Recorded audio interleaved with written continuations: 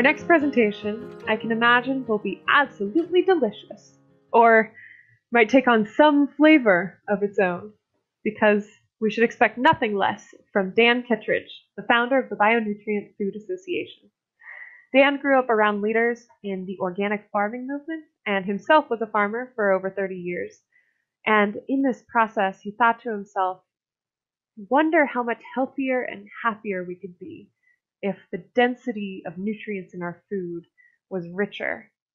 And along with the Bionutrient Food Association, Dan is involved with the Real Food campaign, out of which he's developing a handheld spectrometer that can allow us to test the nutrient density of our food, which of course can allow the consumer to go and pick up a carrot and test the amount of macro and micronutrients within that, which is an advocacy for soil health, because of course we know that it is the microbes that allow plants to have access to not just the nitrogen, phosphorus, potassium, but also to the calcium, magnesium, boron, and all of those micronutrients that plants need in order to make the cofactors and the enzymes inside of their photosynthetic machinery, or to be able to allow their membranes to have just the right fluidity to be rigid but supple to intake the right nutrients at the right time.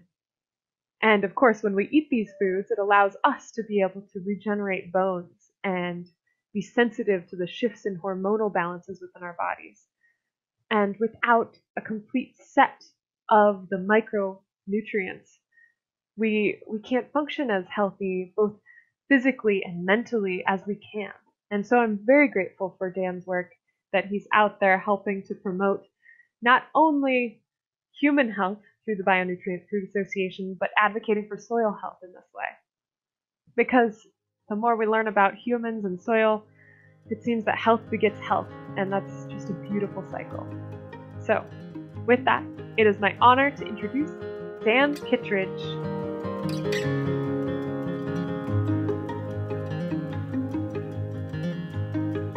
This is Dan Kittredge from the Bionutrient Food Association, here to talk about principles of biological systems today. Our educational work from the BFA has been largely guided by these foundational principles, primarily working with growers, helping them to understand what it was that plants evolved with the capacity to do, and supporting them in that process. A lot of the way that farming is done these days, regardless of the scale, really does not take into consideration those deeper insights. And so that's really my objective today in discussing what are those principles and how to apply them. So I like to start with the basic understanding that plants are green, and that they're green because they cover their bodies in chloroplasts, which are full of chlorophyll, in which occurs this magic operation called photosynthesis, whereby carbon dioxide and water and sunlight are converted into sugar and oxygen. People have heard about this. They know about the oxygen going into the atmosphere for us to breathe.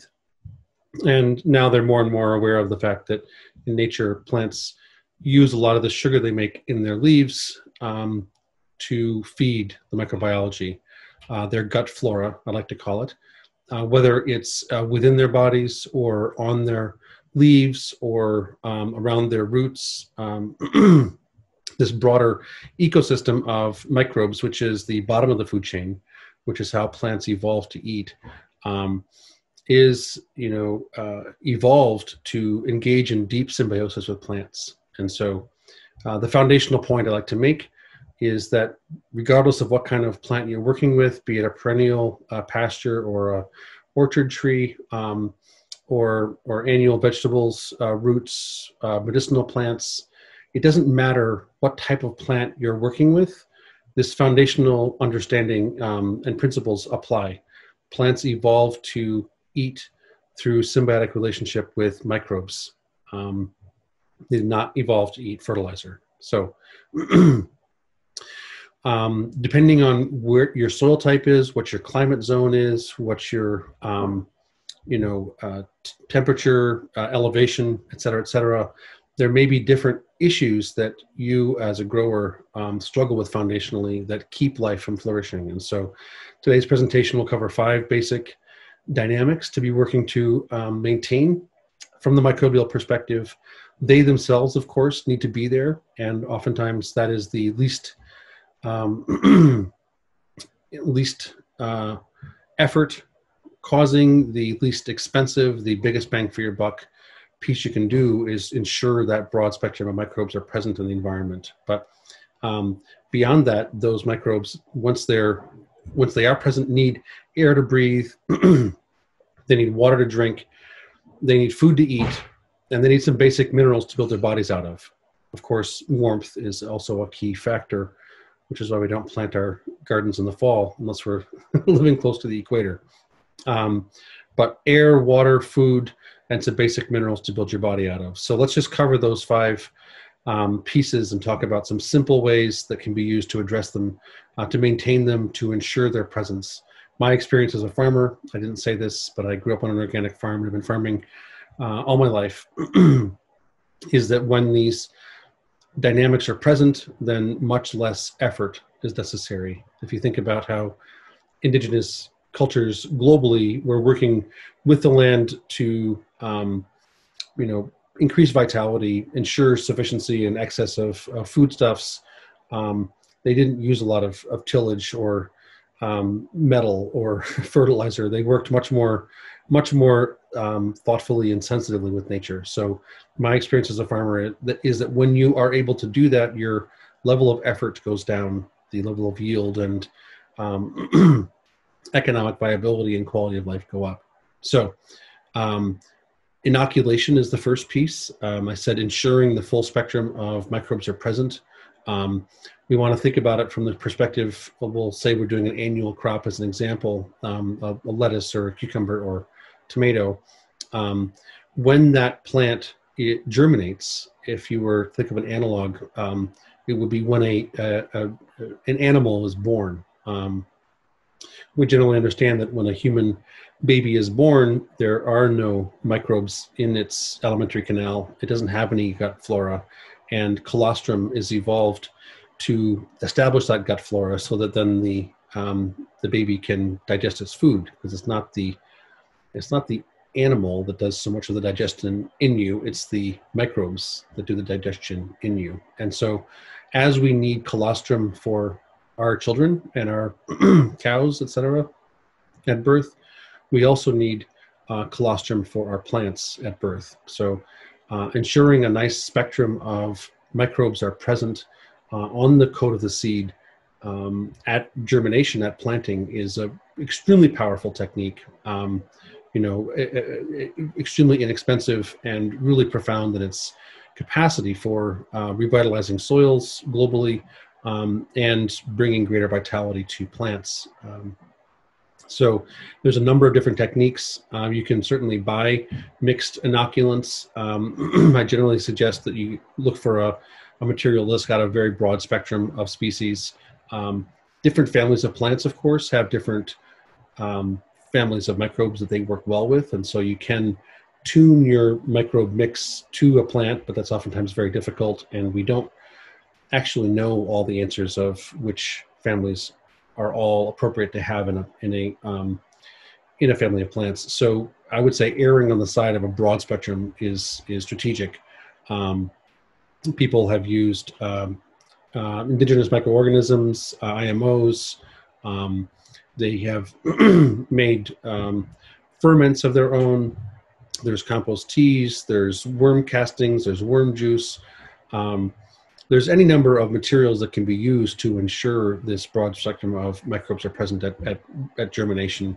But unless you know that the mother plant had a good, healthy microbiome, and that seed was saved in a way that ensured that that core microbiome is present, I'd say this is one of the most powerful things you can do, is inoculate your seed. So liquid or powder, store-bought, homemade, I don't particularly care. What I care about is that that broad spectrum is present.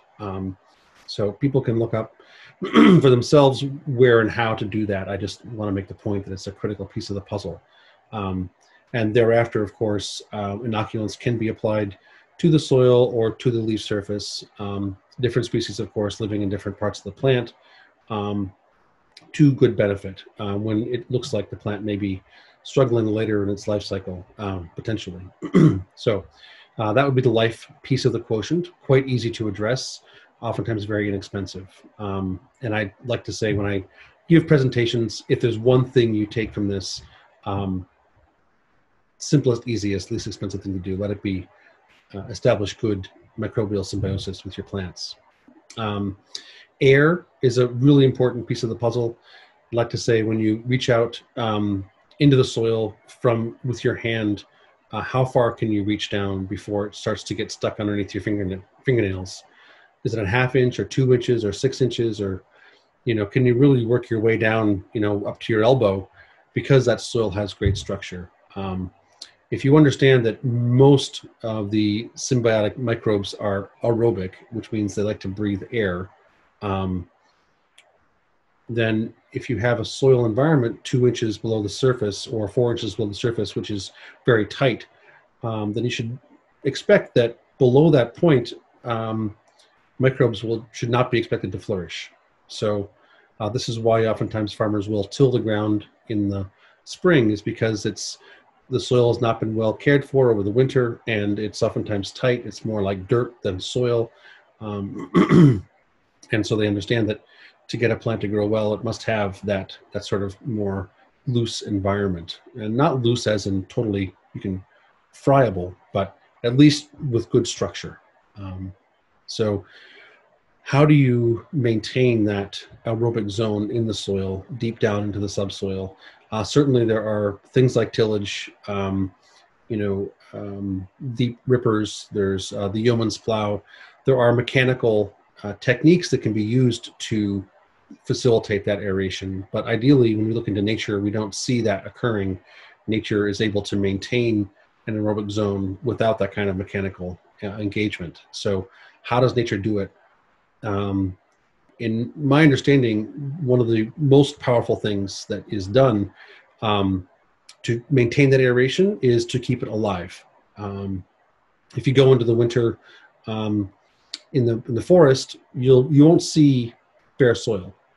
You'll see leaves and other plant material laying on the surface, but you will not see bare soil. You have to scratch down quite a bit to get there. When you don't have green leaves making sugar, feeding soil life in some number of months of the year, depending on where you live, ensuring that you are able to maintain that aeration, maintain that those microbes being fed is critical.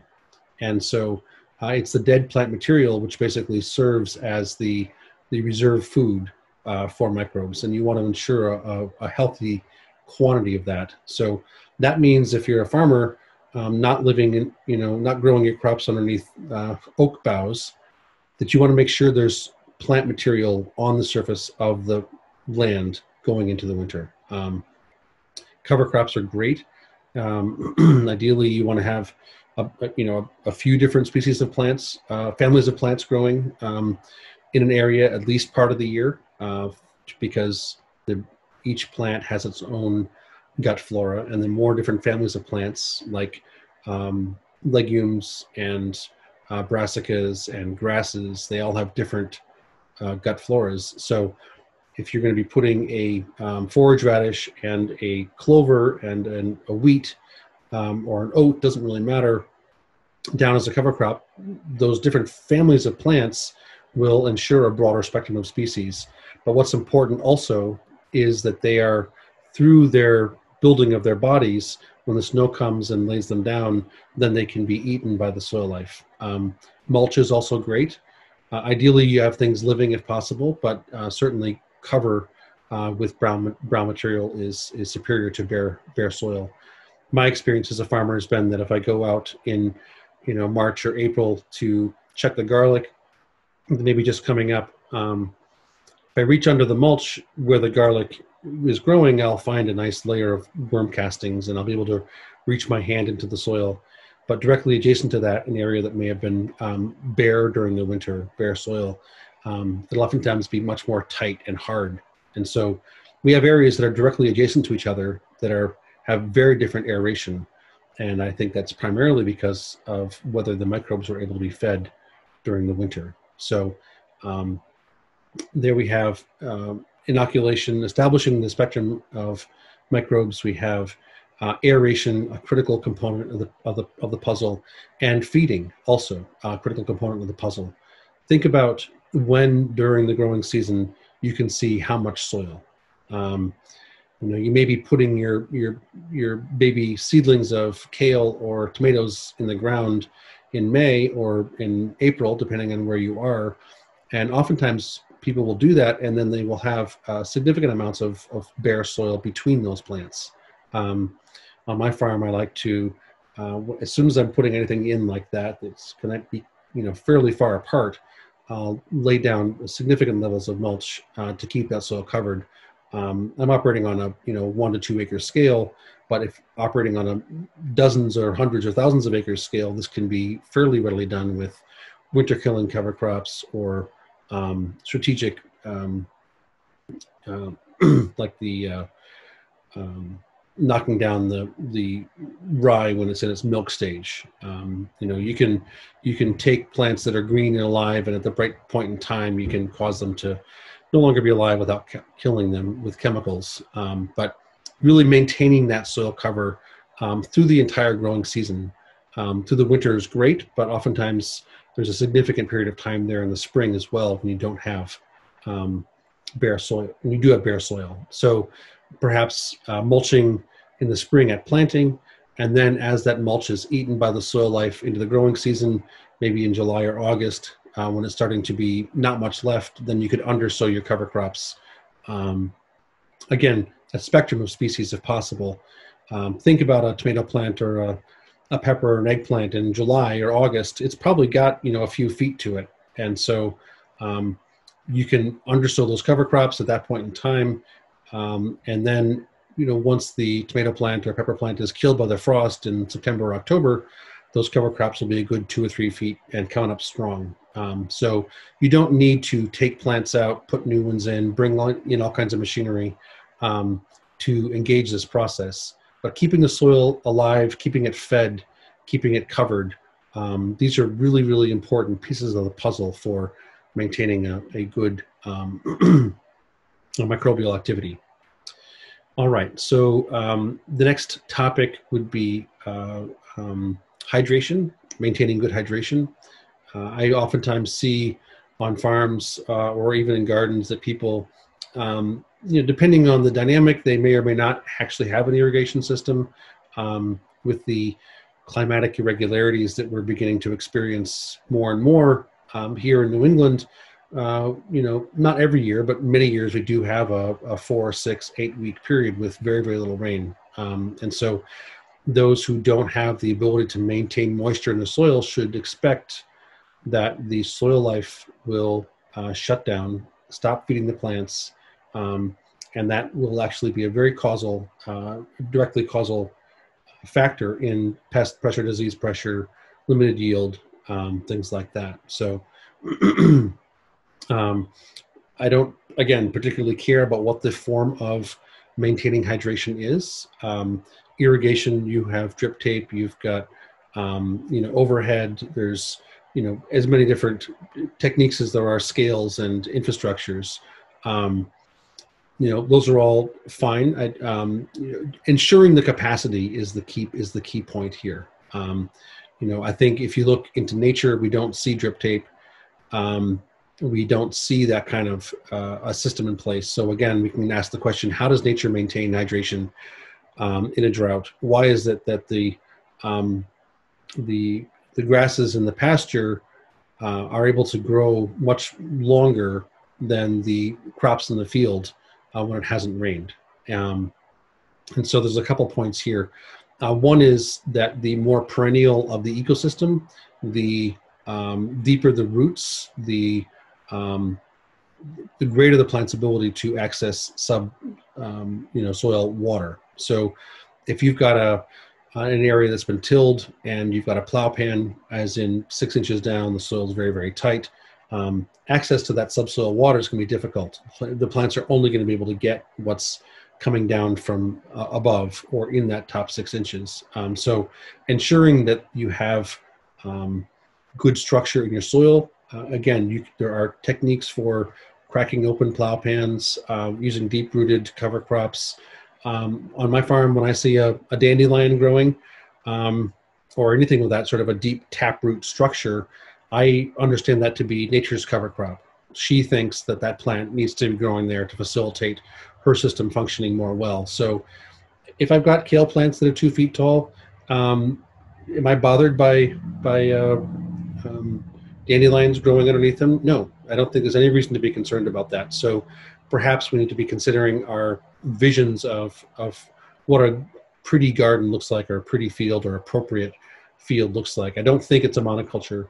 I think if plants are not directly competing with your crops and nature's planted them, I would err on the side of keeping them as much as possible. So nature doesn't do monocultures. You don't see, all red oaks growing in the forest. You see a mix of different types of plants growing.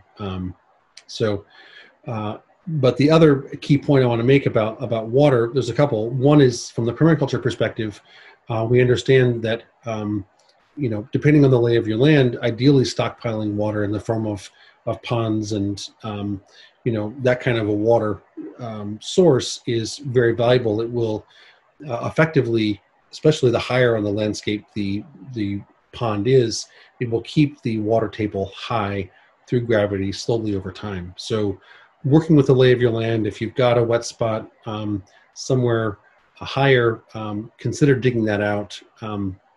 Sort of working to, build stockpiles of water on the landscape, I think is not only strategic for maintaining hydration for crops, but also very beneficial for the broader ecosystem, birds, animals, insects. At the edge of water is where the greatest vitality is. So thinking about pollinators and all that kind of stuff, the more of those pieces you have in your landscape, the better. The other piece I like to talk about is what we call a tidal force. People are familiar with the concept. If you go to the edge of the ocean, to the beach, and you stand in the same spot for long enough, the water will come up and then go back down again a couple times a day. You've got a high tide and a low tide that's associated with the gravity of the moon. My understanding is that the tidal force applies not only to the ocean, but to all water on planet Earth. And my understanding is that, your water table may be 4 feet down at 2 a.m., but it may be only, 10 inches down from the surface at 2 o'clock in the afternoon. The tidal force will literally pull water up through capillary action and gravity from the subsoil to the topsoil if you've got good soil structure. So maintaining a good water table through stockpiling water in the land in the form of ponds where it's naturally low and wet, and then ensuring good soil structure should facilitate much greater drought resilience in the form of natural water from the landscape. So that's a key piece of this broader puzzle, I think, is continuing to look at how nature does it, where we're not quote unquote farming. What are the actual vectors that are causing life to be able to do well with no fertilizer, with no irrigation, with no tillage, etc., with no pest and disease killing techniques. So, okay, we've covered the first 4, the microbes, ensuring their presence, air, food, water. The final piece I like to talk about, and one that I don't hear a lot of people focusing on, so I think I might spend a couple of more minutes on it, is the minerals. There's a broad spectrum of minerals that are needed in biological systems to function. There's these compounds called enzymes, which are used, I think of them as sort of like sockets and wrenches. If you're fixing your car, taking off your tire, changing the muffler, there's sockets and wrenches, things that have specific shapes and sizes that are used to take things apart and put them back together again. That's basically what enzymes do in living systems. So building a cell, building an eyeball, building protein, digesting protein, digesting carbohydrates, all of these living system processes require enzymes to occur. It's like the toolkit of nature. And at the center of every enzyme is a different element. There's copper-based enzymes and cobalt-based enzymes and chromium-based enzymes, et cetera. And in some situations, those elements are at insufficient levels or are unavailable for microbial activity. And so literally what happens is the microbes can't live there. I will use an example, vitamin B12. People may have heard about vitamin B12. Sometimes people who are vegans or vegetarians are told to supplement their diet with a B12 because it's not present in sufficiently high enough levels in their plant-based diet. B12 is a compound in science called cobalamin, and at the center of it is one atom of cobalt, cobalamin, cobalt. If we as humans don't have enough B12 in our bodies, we become dead. We are B12 dependent organisms. We need, about the amount that would fit on the head of a pin. But if we don't have it, we're dead. And so you can say we're cobalt dependent organisms. We need a certain amount of cobalt in our body to exist, or otherwise we can't exist. And so, there's many elements like that. Some people have heard about copper and zinc and boron and sulfur. Some like yttrium and molybdenum and vanadium that people may have not have heard about, at least since high school science class. Ensuring that full spectrum of elements are present in relationship to the microbes is foundational, because they have the same exact enzyme systems and they need them to function for them to live. So if it's all about the microbes flourishing, ensuring a full spectrum of minerals, at least that are necessary for life, are present in the environment is crucial. And based on historical dynamics, whether it's, agriculture has been practiced in this area in a fairly destructive fashion for the past 300 years, and a lot of leaching has occurred. The topsoil that was there has leached away. Here in New England, we can safely say that elements like boron and sulfur and molybdenum, which are anions, which means they're likely to leach when it rains, are not present in the top 6 inches of the soil, and not present necessarily in sufficient levels for life to flourish. They may be present 2 feet down or 6 feet down or 12 feet down where they leached to, but if our annual crops don't have the capacity to reach down and pull them up, then that will be a limiting factor in the growth of our plants. And this was when I started looking, beyond just the organic sort of rubric into more biological ag, attending the Acres conferences and learning a lot of the wisdom from that network 15 years ago. It was experimenting with rock dust and remineralization, I think along with inoculation, but the remineralization was quite profound in its effect in the overall function of the soil and our crops. So it doesn't need to be anything fancy. My initial experimentations were with finely ground granite from a local quarry. I find that basalts generally are better, the basalt type of rocks, as a material. I think sea salt is also a really wonderful material. These are naturally occurring. The continents are made out of rocks and the oceans are made out of seawater. So it's not like I'm recommending anything from off-site that would be necessarily highly extractive or limited. But, if you look sort of maybe in the Amazon, in an area that has not been glaciated for millions of years, those soils, a lot of the soils around the equatorial regions of the planet are what's called laterite soils, which means they're very old. They've been weathered. A lot of the nutrients, the minerals that were foundationally there from the parent rock have been leached out. That's part of why in the Amazon, when they cut down the trees and they grow their soy for 2 years, they don't grow it for more than 2 years. They move on, because literally all the soy ate was the minerals that were in the plants. And then once that's been used up, there's nothing left in the soil. So they move on, they cut down more trees. So again, depending on where you're at in the planet, what your parent soil types are, what your geological history is. In many cases, I find that there are mineral deficiencies, and understanding them and addressing them systemically, I think, is another key piece of this broader puzzle. You don't necessarily need to add minerals on an annual basis.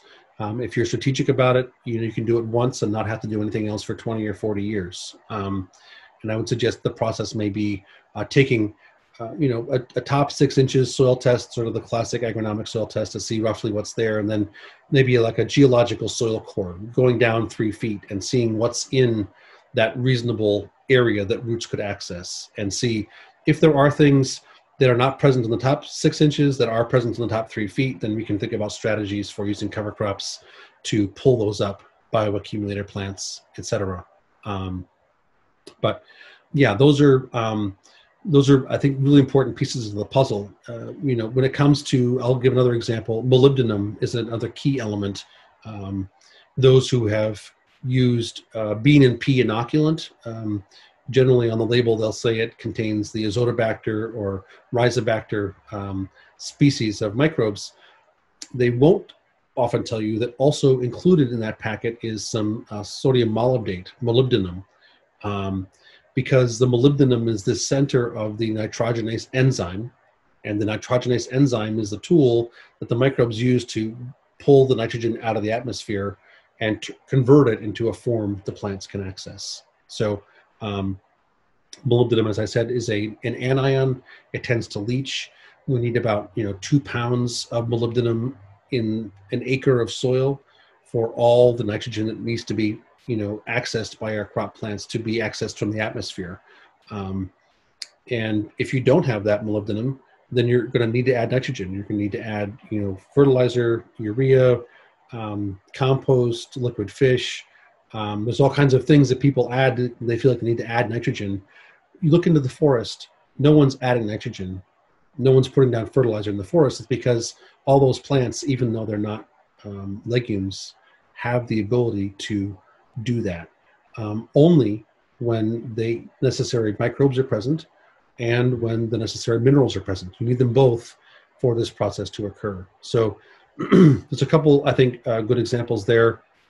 I've covered the broader 5 topics I like to cover, and I'll just do a couple more points at the end here about the Bionutrient Food Association and our work as it pertains to nutrient density and food quality.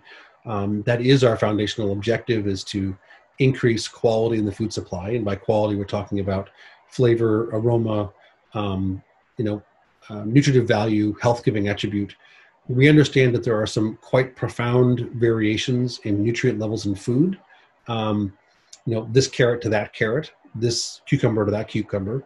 And they have everything to do with how that food was produced. So, you can take the same variety of carrot, a bolero carrot, and plant it in 4 different soils and engage it in 4 different fertility programs, and you will get, quite different nutrient levels in those 4 carrots. It's not about, boleros grow this and nantes grow that as far as nutrient levels. Certainly genetics are part of it, but the microbiome, the whole function of the ecosystem really is what goes into the variation of nutrient levels in crops.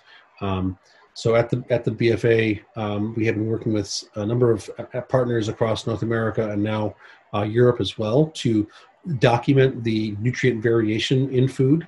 We've got 3 labs now, one in California, our main lab in Michigan, and our 3rd lab in France. We've taken samples from now over 150 farms, from growers producing 20 different crops. We've asked them to document their soil type, their fertility program, their management practices, their cultivars, etc. So document how they produce the crop with the filling out a little form, and then when they harvest the crop to send us that crop as well as the soil it grew in, so the top 4 inches and the next 4 inches. And then we've been looking at the nutrient variations in the food as it correlates to the dynamics in the soil, the microbiology and the mineral levels and the organic matter, as well as the management practices. So we can begin to tease out, of all the recommendations that are given by this product, use this technique, this tool's better, this cover crop mix. There's a lot of information out there for growers about this is the best thing, or this is, do that here. We don't really have a matrix where we begin to tease out, actually in this area, these are the limiting factors. And over there, it's an entirely different set of dynamics that need to be addressed. But our metric is the nutritional value of the food. And we found, if you're looking at the elements, things like copper and zinc and iron and potassium, that the variation from this carrot to that carrot may be 3 to 1. This carrot has 3 times as much calcium in it as that carrot or copper. And, iron maybe in spinach, this leaf of spinach has 18 times as much iron in it as that leaf of spinach. We do understand that there are some pretty significant nutritional deficiencies that are, of significant interest, concern, not just in the developing world, but in the developed world as well. The Sustainable Development Goals of the UN identify this as a key issue. Things like zinc, a third of the world's population are deficient in zinc. Well, if you're eating 1 carrot or 100 grams of rice, and this one over here has 6 times as much zinc in it as that, it doesn't take long to actually systemically address these underlying nutritional deficiencies in humans through choosing the food, not changing the food they're eating, but choosing the food that is more nutritious. And so that has been our broader objective, is to help people understand the nutritional value of the food they're eating or producing, and make choices about that. I have here the first generation of our little spectrometer. It's actually a colorimeter. It only looks at 10 frequencies. And basically this is calibrated now to 6 crops. The first 6 crops we did in 2019, carrots and spinach and lettuce and tomatoes and grapes and kale. And we'll be rapidly adding to that.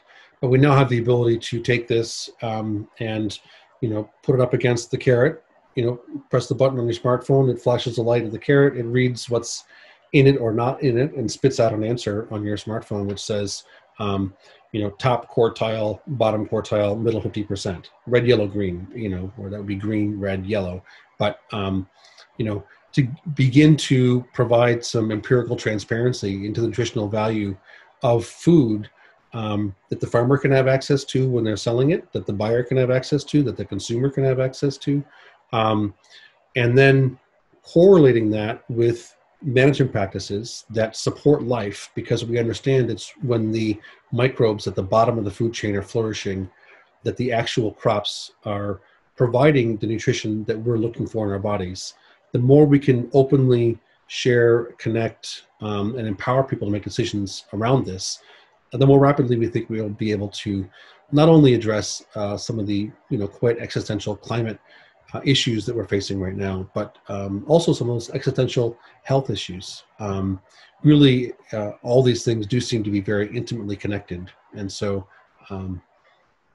hopefully this has been a illustrative presentation on some of these topics. Thank you very much.